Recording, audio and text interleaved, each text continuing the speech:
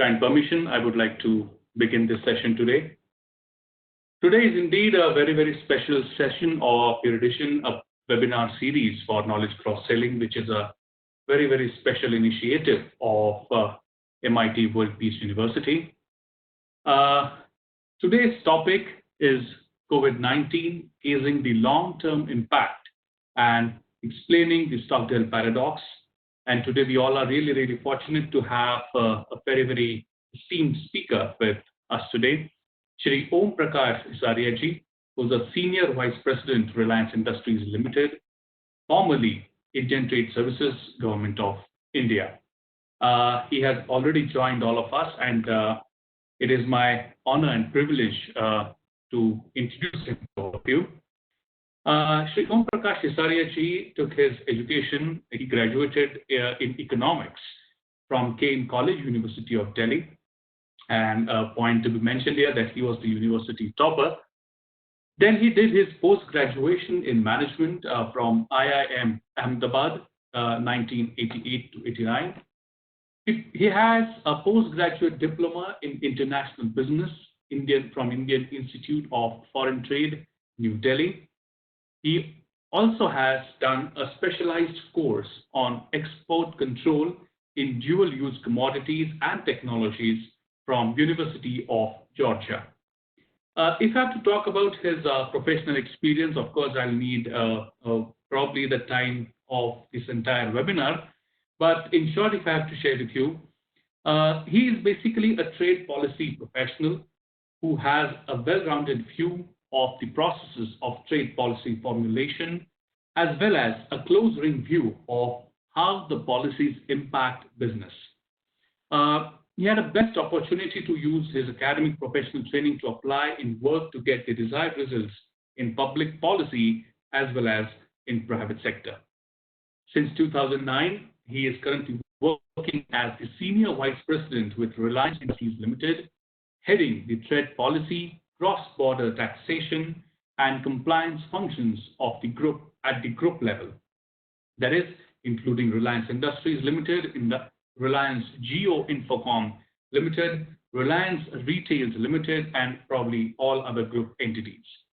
So it is indeed, and as I said, if I have to go on and on, probably I'll need long time for just reading out his profile. But without taking much time, I'll now quickly move on to the topic of today's webinar. And let me thank Hisaria ji on behalf of entire university, entire MIT World Peace University for kindly accepting our invitation and being here today. We are really, really honored and excited to hear your views. Sir, I'll quickly give you the flow of this webinar. After I'm done here, I will hand over the control to you. We'll have your address to this entire audience here. After which, towards the end of your address, whenever you indicate, we will take the questions from the audience. And after the questions and answers are over, I would request the Honorable Vice Chancellor of MIT World Peace University to put his views, and with which we will conclude this webinar. Thank you, sir. Thank you very much once again. I would now stop at this point and hand over the control to you. Thank you, sir. Over to you. Good evening, everybody. This is my first interaction with Professor Bapat, but I can tell you that he exaggerates things. The way he has put in my CV and my academics and my work experience, that definitely such a glowing tribute I don't deserve. One has been working all his life, had the opportunities to get some kind of education, and maybe because of that we are talking today. First of all, I thank you, the whole university community, to inviting me to share my views on this particular issue which is concerning all of us. I would also like to thank Dr. N.T. Rao, Vice Chancellor, Rajiv, who had been a friend earlier and a colleague, for giving me this opportunity to be here. Coming to the topic, firstly, I would say we do not really know at this stage that what kind of changes this epidemic will bring in, will inflict upon us. Nobody knows the end game as yet. There are guesses. Again, there are second guesses. But still, nobody is really sure that how and when the epidemic will be over, whether we'll be coming back to life as usual or we will have a new life, which sectors of businesses will be back and running again. As yesterday, I would mention, I was in again a webinar with the Director General WTO. One thing which he mentioned, I mean, I would say he's a great optimist. One thing which he mentioned, in last 500 years, the calamities that humankind has faced, all those calamities damage the productive systems and productive production systems in a grave manner. So even after the calamity was over, it took a long time for things to come back on rails. Whereas this calamity, this COVID-19, it's in fact not really hurting our physical production system. Our factories are not getting destroyed. Our working populations are not getting killed the way they got killed in, say, plagues and famines. So what his hypothesis was, the moment the epidemic itself is over, maybe in a very short time we'll be up and running, because productive systems and the production systems would only need to restart. There would not be much need for a rebuilding. Well, that is his view. He is a respected academician who has seen the world, a practitioner, a diplomat. I am not so hopeful, I am not so optimistic that things would be back to normal, life would be back to the way it has been prior to this crisis hit upon us. Even in our internal discussions within our company, there are 2-3 threads that we have been following and we have been discussing in detail, which I would like to share with you all. That what are the changes and where the changes? They may not be really negative changes. They may perhaps lead to a better, but definitely a different way of life in future. But those 2-3 strands which we have been discussing. So since I was discussing this over a casual telephonic conversation with Rajiv a few days back, he said, Hisarya, why not you share this in our community? I said, fine. So it happened like that. And I would be, as I said, I'm a practitioner. I'm not an academician. So bear with me my style, which will be going off and on, up and down. I would run through a thread, but not in a very consistent manner. So I do apologize for that in advance. Yeah, the first theme that we have been following. Hello? Hello? Yeah, so you're audible, sir. Yeah, so yeah, the first theme that we have been following is what will happen to work from home. You know, there is an interesting anecdote, in fact, anecdotal history. In 2015, London Tube had seen a very complicated and prolonged strike of the transport workers. The whole city of London runs on tube. People were definitely distressed. The lives were dislocated. Work suffered. Finally, after 2 weeks, when the strike was over, this is recorded that more than 8% of tube users never went back to the tube. The reason, when the researchers tried to dig deeper, they found that within London local transport system, there were different options available which suited many of them. but they never explored those options.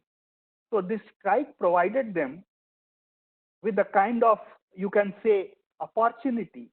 So they explored the other options, stuck to them, and never went back to the tube. Prior to the strike, they thought there is no other way to commute than to use the tube. And mind you, 10% of such people never went back to the tube after this strike. So a colleague of mine has a hypothesis here that the same thing will work from home.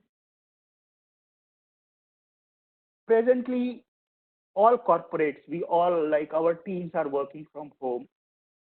There are many, now we realize after 4 weeks of being in quarantine and working from home, without doing any kind of a systemic research, we find that in some areas, the efficiencies have in fact increased. The turnaround time has gone better rather than going worse. So there are areas of work in all corporations, in all formal workplaces, which perhaps the organizations will now realize that they can be better handled to a work from home stream rather than transporting physical people to a physical workplace to do a work for 9 hours a day. So this is one theme we are really excited that this is one theme which will really take off. And now just imagine, say in next 5 years, just 5 to 7%, or as I take that ballpark number provided by London Tube users, 8% of office workers world over switch on to work from home. What could be its implication, starting from public transport, commercial real estate, consequently private real estate, pollution in the city, migration patterns, even gender, the gender related issues at work. Perhaps a young woman would not need a prolonged maternity leave if she is able to work from home. Perhaps she will not have to miss her next promotion. So the areas where it will impact us, where it will change, and this is the way we see it, the way I see it, the way my colleagues see it here. This is something which is going to stay. This is going to be there, and 8% over 5 years, trust me, perhaps would be a real conservative number. The real numbers could be higher, much higher than this. So this is one theme. We have the way I have planned my this session, as I was discussing with Professor Bapat in the morning, that I would not speak for more than 35 to 40 minutes. After that, in fact, I would like to listen and learn from you. So this is one theme, without getting in detail, which we feel will have I feel will have long-term impact. And this is getting accelerated by this epidemic, by these lockdowns, by our reactions to the lockdown. The second theme, which is anyway that was on retreat if you follow the trade politics, that is globalization. Last 30 years, almost all parts of the world saw a very rapid increase in economic growth and consequent reduction in poverty, increase in welfare of human beings due to globalization. This globalization was aided by much easier transfer of factors of production, that is capital, labor, and technology across borders. Are we seeing, because of this COVID crisis, a halt to the globalization process. This globalization process, if you follow manufacturing, this created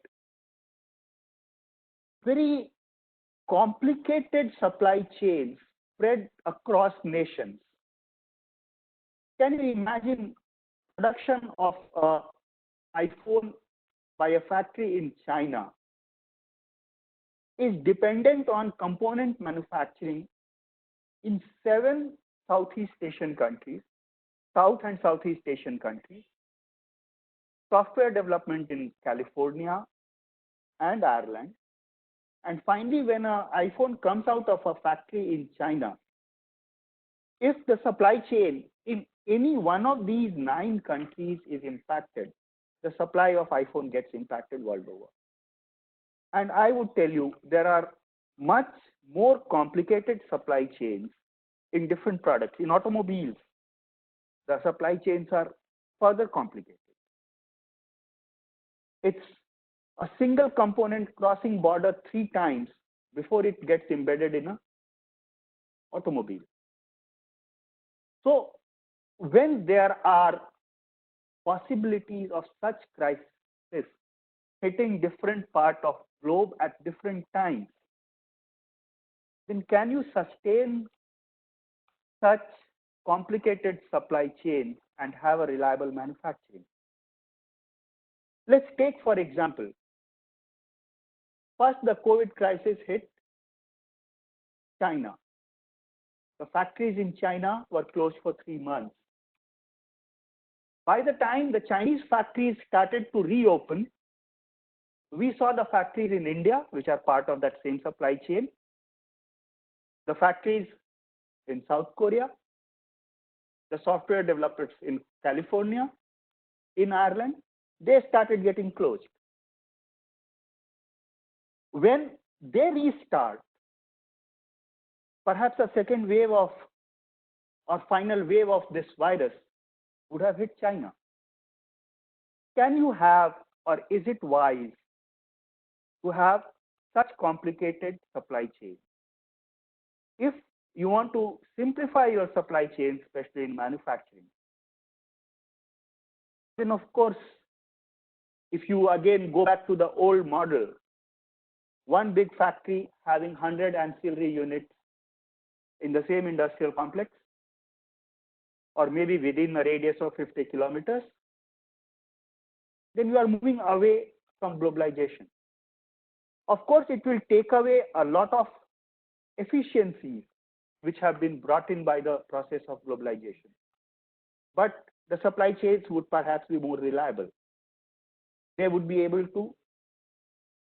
less vulnerable to such kind of global crisis, which people would feel that they would keep hitting them more than once. These are the 2 main themes business-wise. There are a few more themes which I would touch in next 15 to 20 minutes.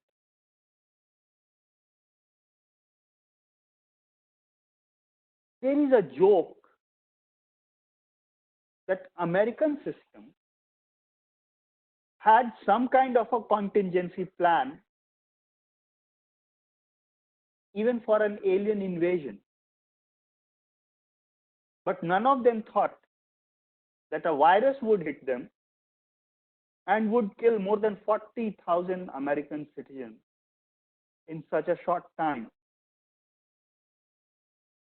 make their health system look like a third world system,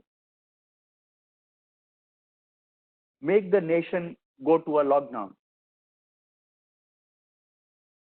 World over now, this is part of discussion that health infrastructure or strengthening or spending money on health infrastructure would move from a part of welfare spend or social spending to a part of national security spend. In a large number of countries, including in non-democracies, we would see the budget for health spend getting accounted for under the broader head of national security, along with defense, along with internal security. So health infrastructure or health sector, the amount of expense on research and development in weapons is much more higher today than that in health infrastructure. So this is something, a major change we are going to see in our lifetime. All upcoming budgets after this corona crisis. You all must have seen a video of George Bush being shared of more than 8 years back when he had said he read some book. He confesses in that video that he read some book and he feels that no asteroid is, going to hit Earth very soon.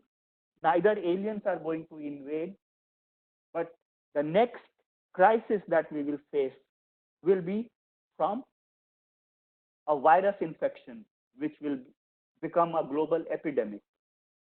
And even President of the United States could not devote enough resources for a preventive research in this field, because nobody after a president has demitted his office, or even when he was there, his bureaucracy, everybody thought that this is a lonely president talking and spending public money on threats which do not exist.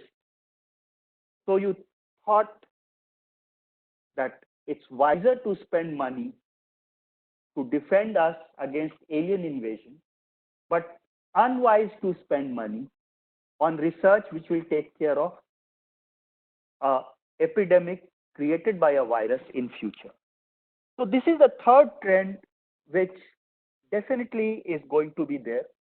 All countries, all public health systems would now be more alert, more sensitive to these kind of crises than, as I said, just a fear of war, a physical war, or a nuclear war.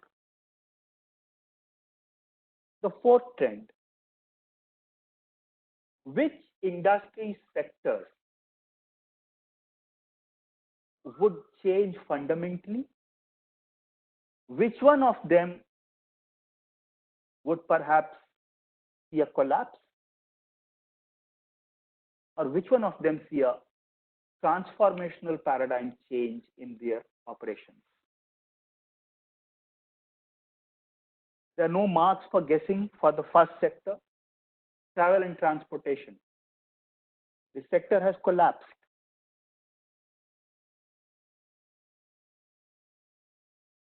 This sector, whether and for in how much time and when the travel will resume. Leisure travel, okay, still understandable. But whether business travel, will it come back the way it was earlier or the way we have known it? Perhaps not. I would just again cite an example from, cite an instance which yesterday DG of WTO shared. He said, he just shared an information that Benin, you might have heard, it's a small, least developed country from Africa, but it's also among the well-governed nations in Africa. So Benin has decided to close more than 1/3 of its embassies world over. And no, this is not a knee-jerk reaction, because DG perhaps had a discussion with the president of Benin, because Benin also closed its embassy to WTO. So in the conversation, what transpired, the president, honorable president of Benin told, and perhaps rightly so, that my diplomats or I do not need a physical one-to-one conversation with all the, all the countries in all the capitals. We are there just to share information about us. We are there to seek aid from us. There is nothing so secret. Of course, that also can be encrypted well, but I'm giving his version that a physical embassy would be required only if I need to get into some one-to-one secret kind of a conversation where I have a lot of security concerns that it will get leaked with the diplomats of the host country. He said for more than 1/3 of the world, I do not have that kind of a relationship. I don't need. And all other work can, of course, be handled through technology, through this video technology, video-enabled discussions. And for a small country and a poor country like me, these embassies are costly. I can save a lot of money which can be put into some better use. That is one way to look at it. So business travel, business transportation, that is something which is likely to change beyond recognition after this crisis. There is no way that it's going to be. So how is the sector going to adapt? How is the sector going to react? The second sector, education. Yes, we have all heard that quote of the principal of Eton, that famous public school of London, Victorian era public school, that one doesn't go to a good school just to get an education. But perhaps that is a half truth. We also go to a school to get a great education. Are there not ways to impart education of same quality through the new technology on video through distance? If that is successful, if that can be adapted, that can be done for half a semester, which most of the universities world over have done. Why can't it be replicated for the full semester, for the full course? Then you look at it from the other angle. In a particular class, say Harvard admits 200 people. If the education is to be imparted online, on video, where is the need to limit this to 200? Why not 2,000? Why not 20,000? In fact, my daughter, I would just share a joke that was going on. She's also here back from her semester and doing the classes online. Some of the classes are recorded, some of the classes are held live on video. And one of the jokes going around was that in recorded classes, suppose if I am ready to see the advertisements, will the university charge me lesser fee? And if I really want a, you say, premium experience, I can have my lectures without advertisement. The discussion has never been that the quality of lecture on video was worse than the quality of lecture which were held in a class. In fact, on some of the things they say we are able to go back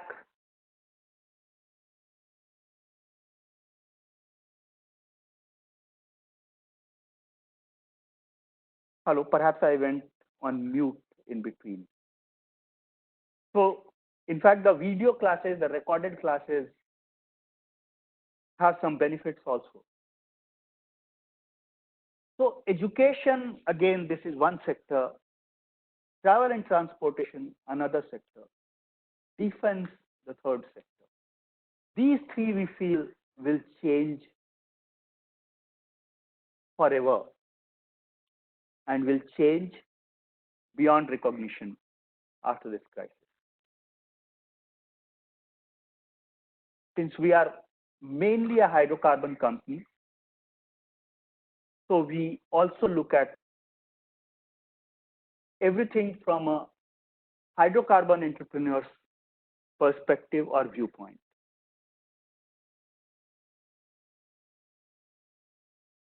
What will happen to, the demand for transportation fuels at the moment has collapsed. You all might have seen that phenomena reported 3 days back when oil on spot delivery was available for minus $37 a barrel. Of course, these are crazy things, basically, on the dynamics of commodity exchanges. But definitely the demand for hydrocarbon fuels would decrease. The prices of hydrocarbon fuels would come down, and that would be a that would be a truth for medium to even long term, I would say. The demand for hydrocarbon fuels would go down. This has two distinct implications. The first implication is hydrocarbon fuels are blamed for the global warming. So there was world over, there was an objective to reduce their usage. Okay, a part of it, since the demand for transportation fuels would come down on a long-term basis, so some demand would definitely decrease. But there would be a disturbing trend. The non-conventional energy sources are expensive than hydrocarbon fuels. So they were getting more into mainstream because the cost difference between hydrocarbon fuels and the non-conventional was coming down. If oil goes below $20 a barrel for next 3 years,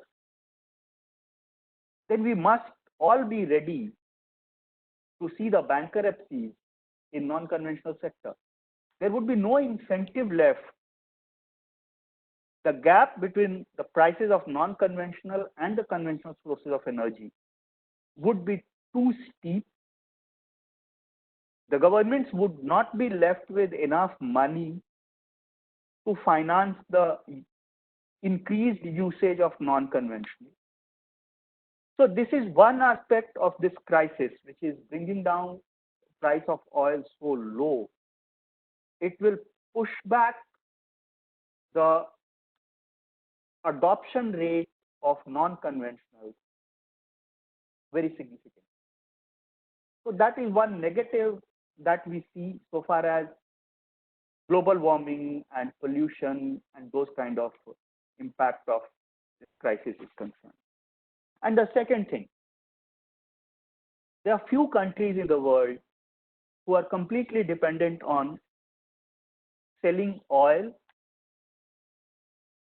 If oil prices collapse, their economies collapse. And unfortunately, a large number of these countries in Middle East have also seen the rise of organizations like IS, Islamic State, and the other terrorist organizations. They get a lot of local support whenever there is a crisis in oil market, because the welfare measures taken by the governments of these countries get drastically reduced whenever there is a crisis in oil market. So one estimate says the fiscal balance of Iran can only be achieved if the oil is at 140. Even in case of Russia, the fiscal balance can be achieved only if the oil is at 40. When we are projecting the oil price in the range of $20 to $25 on a medium-term basis. I don't know how many of these states would become rogue states, how many of these states would see violent change of regime, which will have international ramifications. We are among those nations who always get impacted by such disturbances and such increase in hostilities in West Asia and Middle East.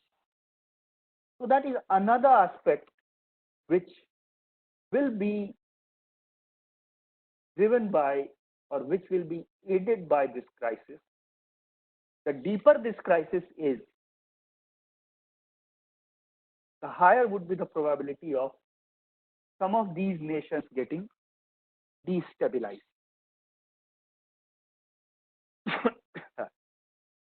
Now I'll just spend 5 minutes on the positives that we see of this crisis on India as a nation. You know, India is an energy importer. A lower price of energy always means higher growth in our GDP, a lower fiscal deficit, a greater efficiency levels for our manufacturing industries.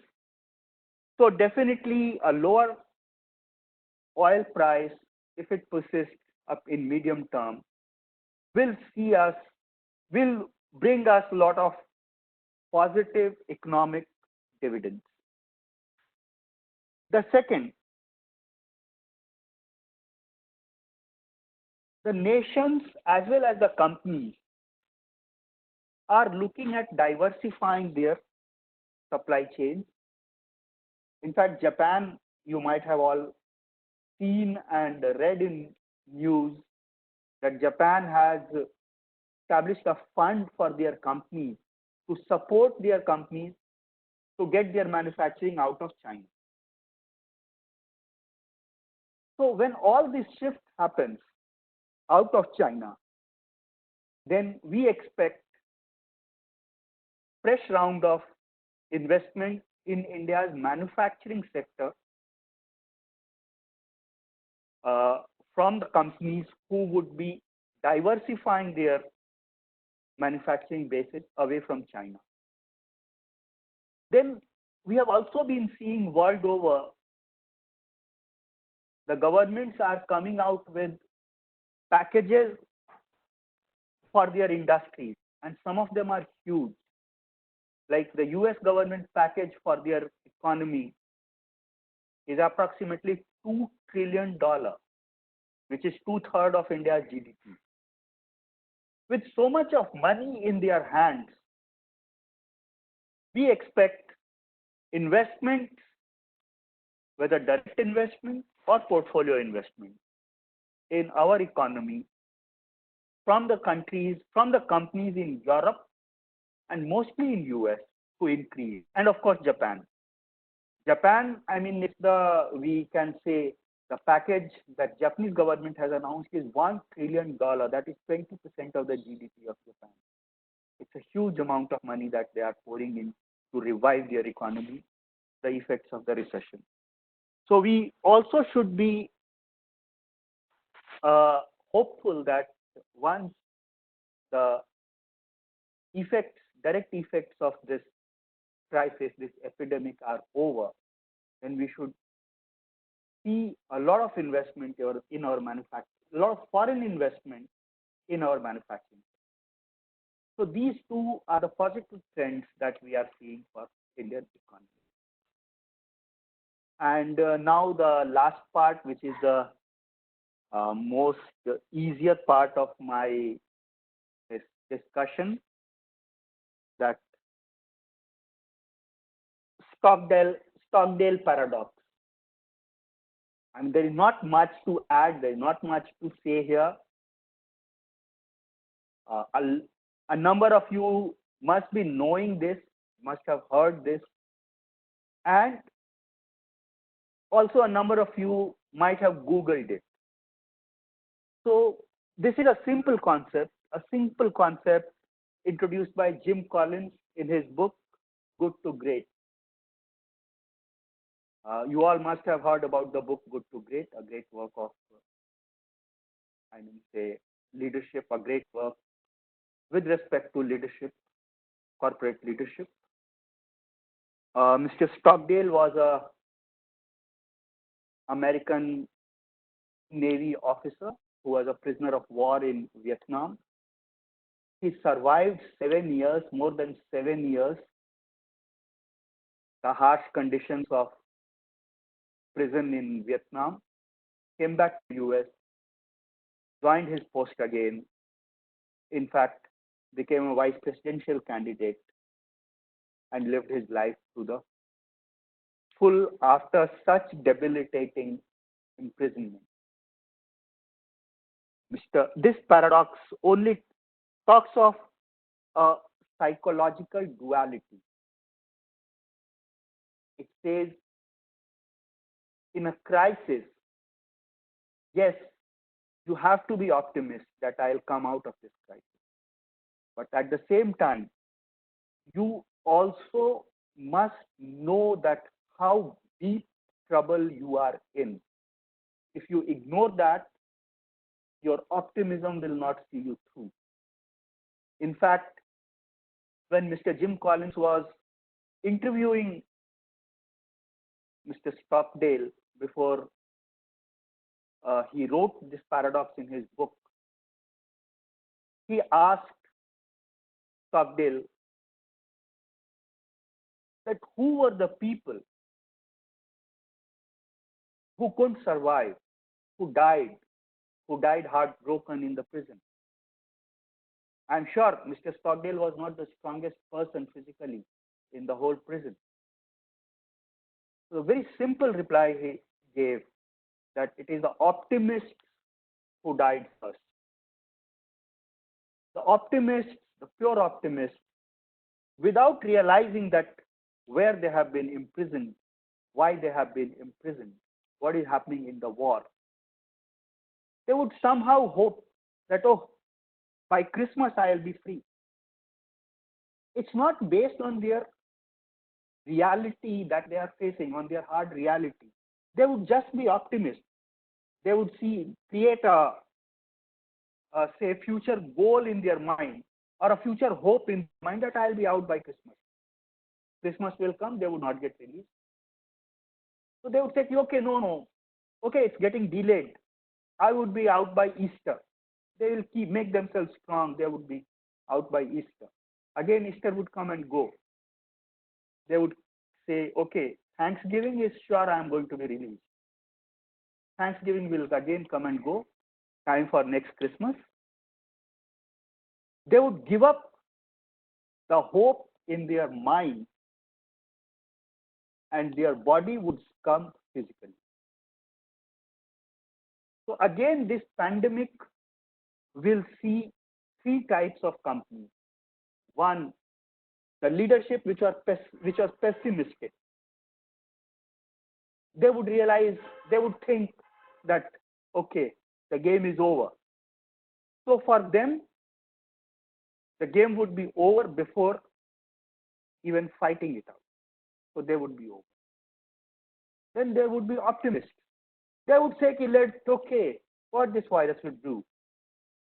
Maybe 3 months, 6 months, 8 months. Once this virus is over, epidemic is over, there would be definitely a vaccine, and we would all be going back to our old ways of doing business and living. Such people, as they say, would run out of the fuel on runway. They would get stranded, and these would be the people with similar psyche that I would be out of prison by Christmas. The organizations would survive, would have to have that mental makeup of Mr. Stockdale, a firm belief that I will make it, I'll come out of this mess. But at the same time, the attitude of a stoic that yes, I am in this bad situation. I don't know how long this bad situation will continue, but I'm not giving up. I'll keep fighting. I'll keep fighting. I'll keep fighting. So that is in brief the Stockdale paradox. With this, sir, I think I have exceeded my time limit. I intended to close by 5:10. It's 5:14. So I close here. I hope I made some sense to you all. Thank you. Thank you, sir. Thank you very much. Thank you very much for your views. And definitely the way you articulated your speech was amazing. And thank you very much. I'm really flooded here with the questions. So I'll start taking the questions if you may allow, sir. Yeah, definitely. Let's go ahead. Okay. Yeah. So the very first question comes from Ujwala Bairagi, who seems to be your ex-Reliance employee, and she's saying that this situation may lead to, because everybody is accepting slowly the work from home model, so this will lead to lighter human asset model in immediate future. But an employment rate may be very high. Unemployment rate might get really very high. So how exactly you look at this entire situation? Yes, in short term, we may see some increase in unemployment, in fact, loss of employment for, but I'm sure there would be newer areas of specialization, the newer areas where employment growth would happen. Of course, there would be loss of employment in, say, as I said, travel, tourism, and services which are person to person. A service being provided by one person to another person, except healthcare. In all those sectors, there would definitely be loss of employment. There would be definitely there would be some loss of employment because of adoption of work from home model also.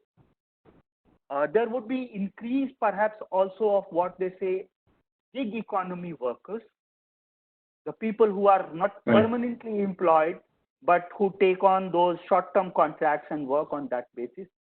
Yes, these would be tough times, at least in the short term. I agree to it.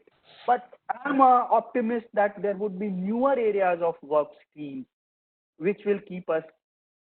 We would perhaps, some of us would need to retrain ourselves. And that is how I agree. To a large Okay. extent, I agree to the fear. Yeah. Thank you. Thank you very much. The next question is coming from our Honorable Pro Vice Chancellor, Professor Deepak Apte. He has actually posed three different questions. I'll try and take them as quickly as possible because there are many questions. Many people would like to have your insight on their questions. So the first question is regarding education system. So people may find rather than spending time, money, and energy on bringing the guest speakers or adjunct faculties from abroad, do you think this online mode would be in future looked upon as an efficient mode of education? Yes, I feel, as I said, education, there are two types of education. One is before you enter into work, you try and get some amount of education, depending on what your circumstances are, what your abilities are. So you do your schooling, you do your undergraduation, you do your graduation and post-graduation. So that kind of education you normally do before you start formal work. In that education, there have always been two factors. One is the knowledge or the skill that you gain out of this education. And the other part is the social connect that you make with your colleagues, the environment that you breathe into in an academic institution. So these are the intangibles. So as far as tangibles are concerned, the new technology would make it easily replicable. But the intangibles are difficult to replicate. So True. my take on this would be, so wherever there is a continuing education part of it, Like I have been working, then I want to add to my skill, then I go back to a university or a college or an institution. Perhaps that part would get more and more digitized, Okay. more long distance. Yeah. But the first part of the education, where in addition to learning a particular skill or a particular concept, you also look for making your connect. You want to breathe into that atmosphere. You want to have your social connect. That perhaps would True. still be there at least for some time. I mean, these are my views. I'm no expert Sure. on education, but Sure. this is what I would feel. One out of his three, I would like to take one more question, and he asks, will biological warfare become a reality, particularly for non-state players? I would feel this would go other way, in the sense that there are already a lot of conspiracy theories that this was a bioengineered virus which True. accidentally leaked out of a particular lab in a particular country. So these kind of scenarios would be looked into more seriously by the experts of war and strategy, and they would take much serious steps to stop these kind of repeat of epidemics. So I would feel that non-state players or unruly players getting this kind of a technology and they are able to do.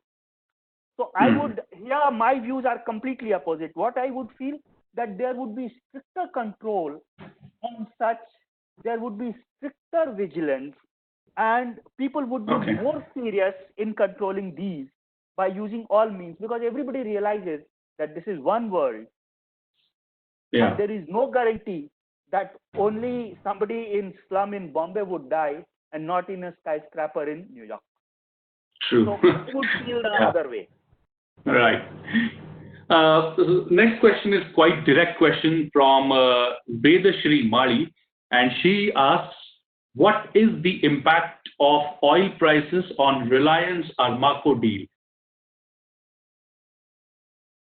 I would not talk about the deal because that is still being something is being negotiated, and we as a professional, we are all part of that from the company, so it would not be appropriate for me to react, but I would definitely react on what the impact could be on Reliance. Yeah. You see, Reliance is a processor. Reliance buys oil, you process oil, you sell transportation fuel, and you further process that oil into plastics and polyesters. That is a value chain. So we are a processor. Reliance is not an extractor of oil from the earth. Yeah. And you all know the refining industry works on something called gross refining margin. You are efficient producer, then by processing 1 barrel of, say, oil, how much economic value you generate. And that refining margin is almost neutral of the value of oil. Yeah. Yeah. Doesn't make a difference to a processor whether the barrel of oil costed 140 or the barrel of oil costed 20, except for the financial cost. Like if I'm carrying an inventory of $140 or versus I'm carrying an inventory of $20 per barrel. Yeah. So that if you leave aside that finance cost, the processor's margin remains intact. So Right. for Reliance, or for that matter, any oil processor, these fluctuations in crude oil prices impact them only to the extent their inventory. Like I am holding, say I have a huge refinery, if I am holding 10 million tons of oil, and Yeah. I bought that oil for 60, before I could sell my final product, it went to 20. So my loss would be that inventory. But that inventory loss is built into all oil refiners' systems. True. So for a refiner, whether it's Reliance or anybody else, such it may not have really that impact. It may not have. Yeah. So I'm sorry. I can see that I have just 5 more minutes left probably as per the schedule, and I have to still get to invite Honorable Vice Chancellor sir in this webinar. But I still have many questions pending. So if I may request, let's go quickly on the rapid fire mode so that I can take many questions and people can understand more from your views. So the next question comes from Aarti Taide, who wants to ask, will this situation show a grave change in the pattern of crime commission and administration of criminal justice system? Sorry, ma'am, I am no expert on this. I don't know psychology. I would be unable to say anything on this. Okay. So next question comes from Neelam Raut. How will this impact the pharmaceutical industry of India at global and national levels? Any clues on that? Definitely, our pharmaceutical industry got a big thumbs up, whether that hydroxychloroquine works or not.